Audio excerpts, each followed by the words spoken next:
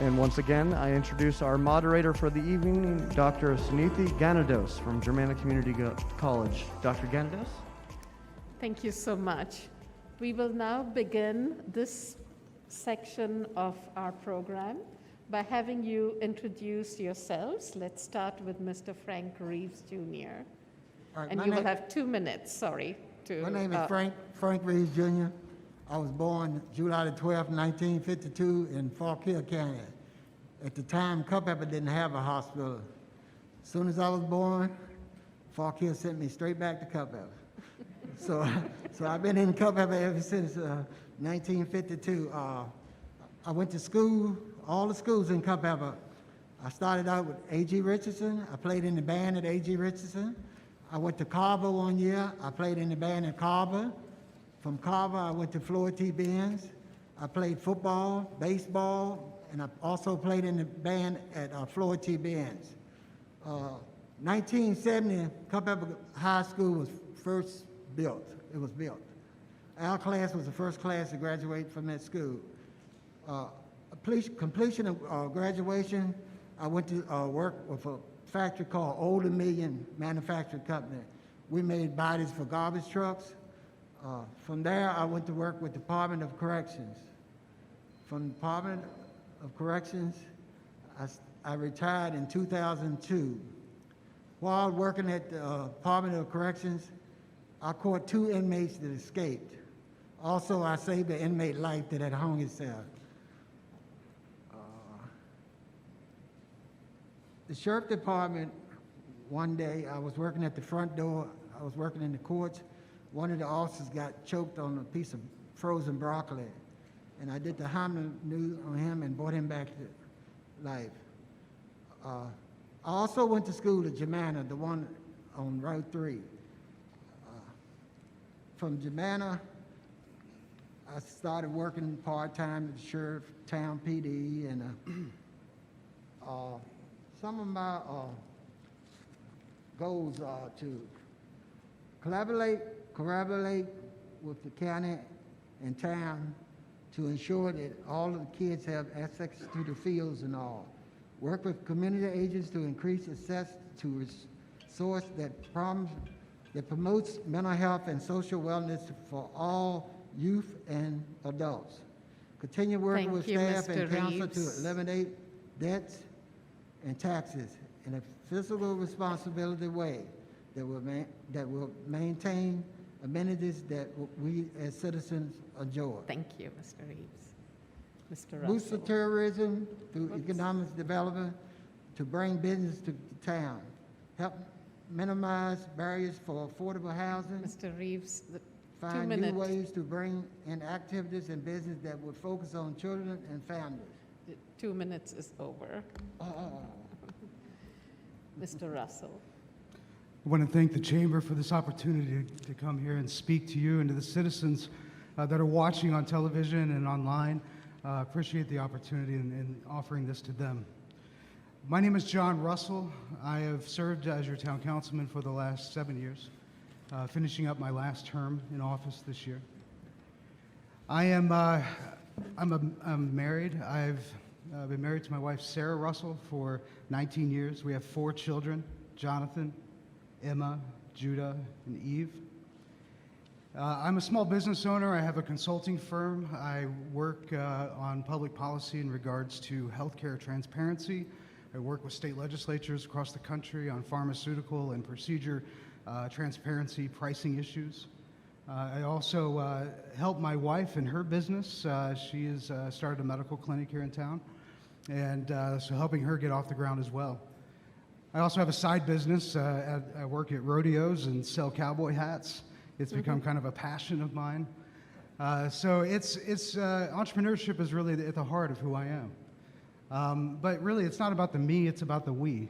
It's about Culpeper. Culpeper is a great place to live because of our small businesses, our churches, and our families. We have everything from fine dining in our downtown, also to equestrian sports out in the countryside, as well as distilleries and wineries. These are the things, these are why people come here to live, to visit. And those are the things that I want to promote as your next mayor. Thank you. Thank you. First question, and this is addressed to both of you, but we will start with Mr. Reeves. What do you feel is the appropriate amount of community engagement for someone elected to this position? How do you plan to involve residents in the decision-making process in our town? All right.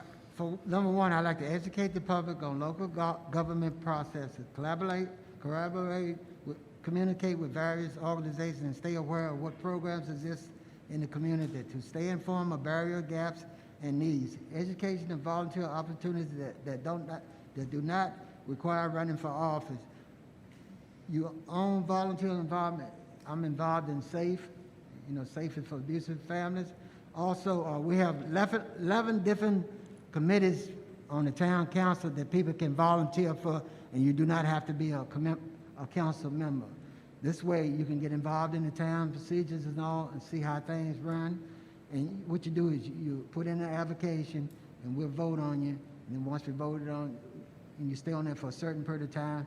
But we always ask people, you still can come to the meetings and all. We would love to see everybody at our meetings, whether you're on the committee or not.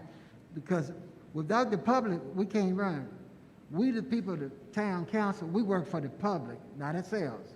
So every input that the public puts in helps us, Don't stay home. Come out and let us know what you want. We don't know what you want, Thank you. Mr. Russell? Thanks. The beautiful thing about our democratic republic is in order to run for office, for most seats, you just have to be 18 years old and a registered voter. And that allows anyone to run and to be a part of the process, and I think that that's a good thing. Moving forward, let's look back. One of the things that I did early on when I first moved here was to help change the town election from May to November. The reason that was important was because we had 700 people making decisions for 16,000 people. It was not equitable. And so we ran the yes vote for a referendum, brought people together, and it passed with over 85% of the vote. That was a mandate.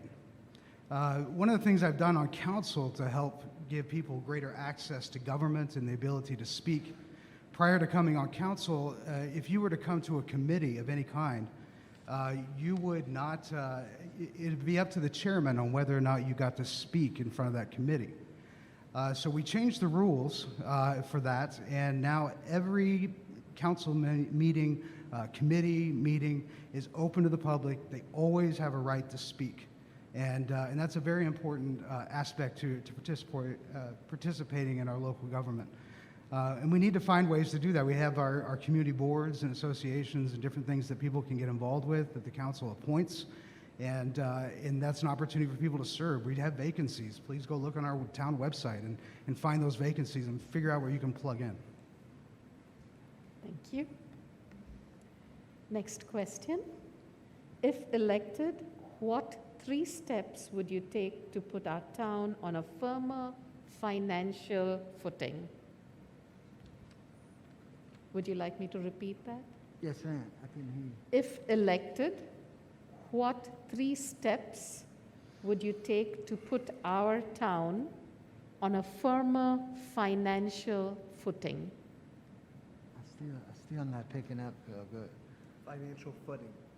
What 3 steps would you take to put the town on a firmer financial footing for better financial?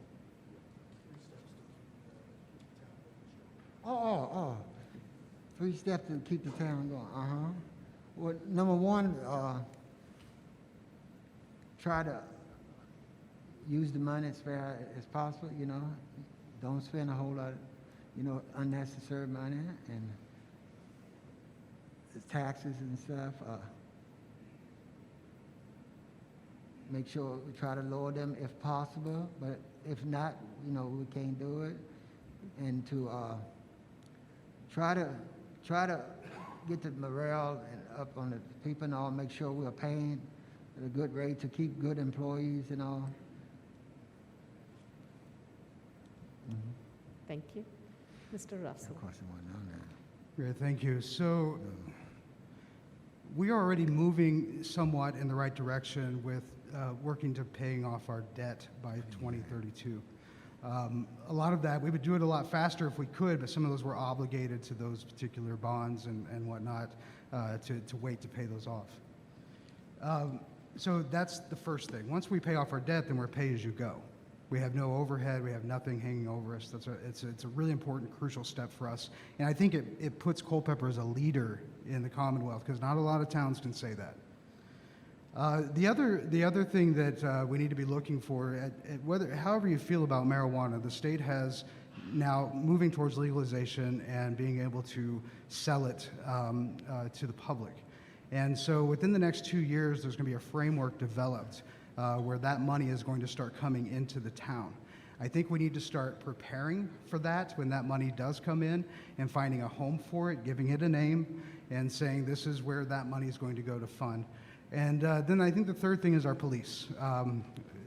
We're entering a really interesting time where a lot of people are leaving the larger cities, a lot of the police officers are, or they're leaving the profession altogether. So how do we make sure that our police force is able to keep pace with our size? You know, our 2020 census just came back. We're now over 20,000 people. That's going to require more out of our first responders, and so that's a huge part of us moving forward. Thank you. Thank you. And the last question.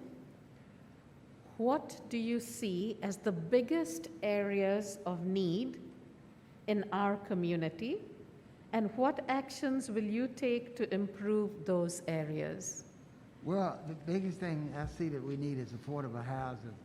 We have lost a lot of our young kids because of not having affordable houses.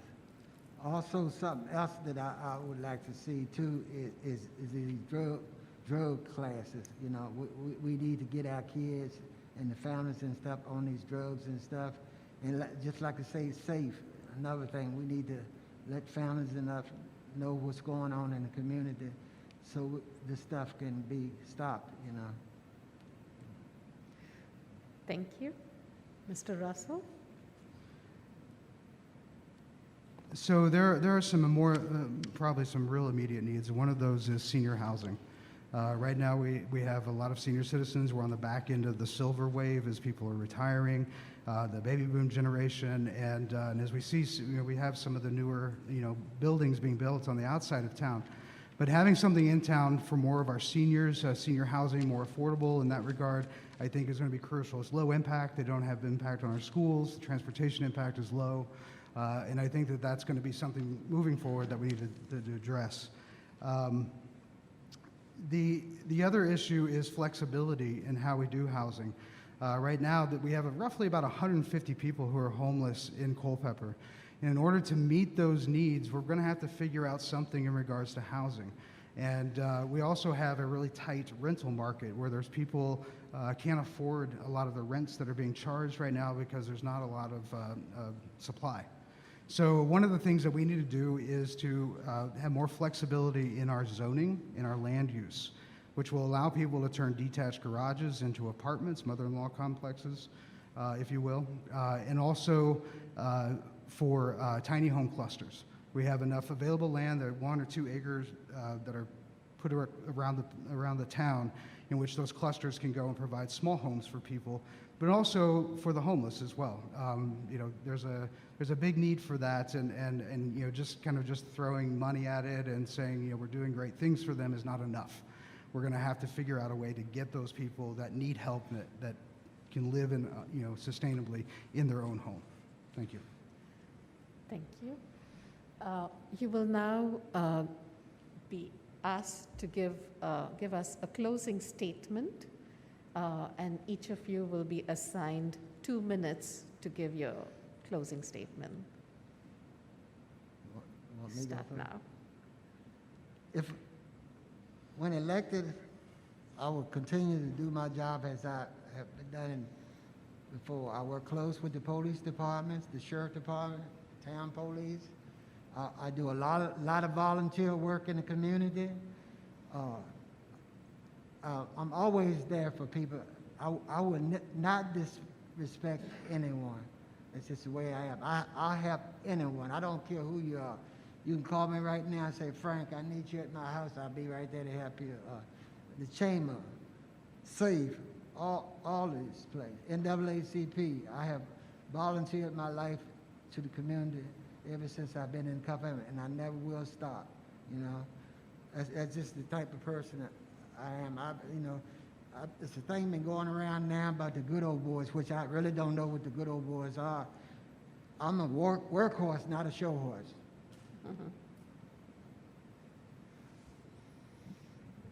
Thank you, Mr. Reeves. Mr. Russell? Thank you. We have a lot of challenges that lay ahead of us in our town as we move forward and more people come here, and the people that have been here as well. We have to find a way forward on issues of our police, making sure that we've got the manpower we need, because it's going to get really competitive really quick. The second thing we need to look at also moving forward is how do we create a culture of protecting our identity. One of the things, Culpeper, I want to protect our small town identity, but at the same time we have to provide modern amenities for our citizens. And so how do we bring in those things that the people need, but also safeguard so we don't have cheap development coming in and uncontrolled growth like we've had in the past, but that we do it thoughtfully. And so moving forward in this, in the next 4 years as your mayor, my job is to shepherd this thing and to work with the council to be able to make sure that we preserve our small town identity, and as well as do things for our children and our youth and our families, and more, whether those are family-friendly businesses, more of those coming in, or even, we've got the new Southside Rec Center that's going to be put down there by the DMV. That's going to be a great opportunity for our youth. So, we have a lot of rebuilding to do after COVID and kind of the train wreck we had with the government shutdowns of all the businesses. So now it's time to rebuild, and it's time to have leadership that can move us forward. Thank you. Gentlemen, thank you so much. We appreciate you sharing your insights and your great potential, and I wish you the very best. Thank you. Thank you. Thank you.